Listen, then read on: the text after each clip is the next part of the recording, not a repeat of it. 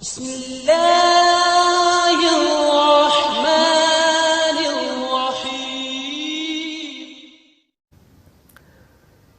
ایک اور بات یہاں پتہ چلی کہ یہ بھی تھوڑا حیا کے خلاف مسئلہ ہے، لیکن آج کی نئی نوجوان نسل جو ہے اس میں بہت زیادہ مبتلا ہو رہی ہے، جس کو اورل سیکس کہا جاتا ہے۔ اور میں نے جیسے عرض کیا کہ شرعی مسائل میں چاہیے اور اس کو بیان کرنا یہ ہماری ذمہ داری ہے۔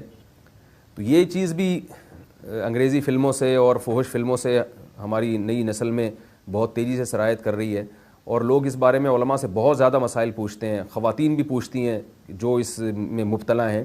تو اس کا بھی مسئلہ یاد رکھیں کہ اللہ تعالیٰ نے حالت حیض میں زوجہ سے ہم بستری کو حرام قرار دیا کیونکہ اس میں گندگی ہے۔ باپ دیکھیں کہ وہ گندگی اس درجے کی نہیں ہے جتنی اورل سیکس میں گندگی ہوتی ہے۔ اگر اس میں ڈسچارج ہو جائے بندہ، انسان جو ہم بستری کرنے والا ہے زوجہ سے، وہ منہ میں ڈسچارج ہو جائے، تو آپ سوچیں کہ اللہ تعالیٰ شرمگاہ کو گندگی سے بچا رہے ہیں، جس کی وجہ سے حیض کی حالت میں ہم بستری کو حرام قرار دیا۔ تو منہ جس سے انسان کھانا کھاتا ہے، جس سے کلمہ پڑھتا ہے، اور جو انسان کے جسم میں سب سے اشرف عضو ہے، سب سے زیادہ معزز اور مکرم عضو ہے، اس میں ایسی گندگی کو ڈالنا کہاں سے جائز ہو سکتا ہے، کہاں سے حلال ہو سکتا ہے؟ تو آج بعض متجدد قسم کے لوگ جو ہے نا اس کو حلال قرار دے رہے ہیں، تو یہ بالکل غلط ہے۔ تو یہ بات خوب ذہن میں رکھیں کہ اورل سیکس کے ذریعے اپنی خواہش کو پورا کرنا اس طور پر کہ ڈسچارج ہو جائے انسان عورت کے منہ میں، بیوی کے منہ میں، یہ بالکل حرام ہے، بالکل ناجائز ہے، کیونکہ منی ایک غلیظ اور ناپاک اور گندگی ہے اور ناپاک اور نجس چیز ہے۔ بعض حضرات یہ کہتے ہیں کہ منی پاک ہے، مگر یاد رکھیں منی کے پاک ہونے کے دلائل مضبوط نہیں ہیں، منی کے ناپاک ہونے کے دلائل بہت مضبوط ہیں۔ سب سے پہلی دلیل قرآن مجید میں آتا ہے الم نخلقکم من ماء مہین، ہم نے تمہیں غلیظ اور پلید پانی سے پیدا کیا ہے، ذلیل پانی سے پیدا کیا ہے۔ تو اس میں بھی اشارہ ہے کہ منی ناپاک چیز ہے۔ دوسری بات یہ کہ حدیث میں آتا ہے کہ کنت افرق المنی من ثوب رسول اللہ صلی اللہ علیہ وسلم ثم یصلی فیہ۔ حضرت عائشہ رضی اللہ تعالیٰ عنہ فرماتی ہیں کہ رسول اللہ صلی اللہ علیہ وسلم کے کپڑوں پر اگر منی لگی ہوتی تھی، صحیح بخاری کی حدیث ہے، میں اس کو کھرچ کے صاف کرتی تھی، پھر آپ صلی اللہ علیہ وسلم اس میں نماز پڑھا کرتے تھے۔ اب بعض حضرات نے یہاں سے استدلال کیا ہے کہ منی اگر ناپاک ہوتی تو حضرت عائشہ اس کو دھوتی، کھرچ کے صاف کرنا اس کی علامت ہے کہ منی پاک ہے، لیکن یہ بات غلط ہے۔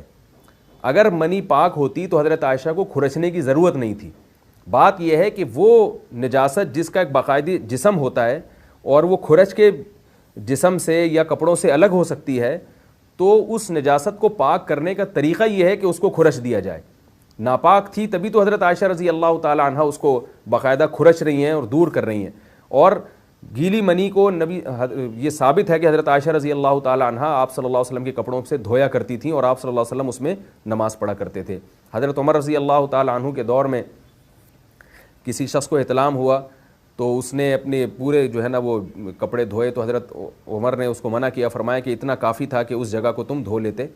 تو اس میں بھی حضرت عمر اس کو باقاعدہ دھونے کا حکم دے رہے ہیں۔ کسی بھی صحابی نے اعتراض نہیں کیا کہ یا امیر المومنین آپ ان کو دھونے کا حکم کیوں دے رہے ہیں، منی تو پاک ہے۔ تو منی کے جو ناپاک ہونے کے دلائل ہیں وہ بہت مضبوط ہیں۔ باقی اس کو جو کھرچنے کا حکم ہے وہ اس لیے کہ منی کے پاک جو اگر خشک ہو جائے تو وہ کھرچ کے بھی پاک ہو جاتی ہے، اس کو پھر دھونا ضروری نہیں ہوتا۔ اس کی مثال ایسے جیسے حدیث میں آتا ہے، صحابہ کرام فرماتے ہیں کہ ہمارے تلواروں میں دشمن کا خون لگا ہوتا تھا تو ہم اس کو زمین پہ اچھی طرح رگڑ کے اسی کو لٹکا کے نماز پڑھتے تھے۔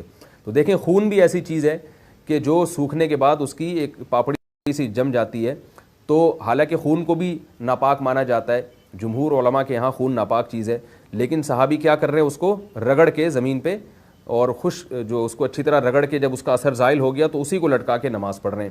تو جیسے خون ناپاک ہونے کے باوجود رگڑنے سے پاک ہو جاتا ہے اگر کسی ایسی چیز پہ لگا ہو جو لوہے یا ایسی سخت چیز پہ، تو ایسے ہی منی اگر کپڑوں پہ لگی ہو، خشک ہو جائے تو اس کو اچھی طرح جب کھرچ دیا جائے تو وہ پاک ہو جاتی ہے۔ لیکن اس سے یہ ثابت نہیں ہوتا کہ منی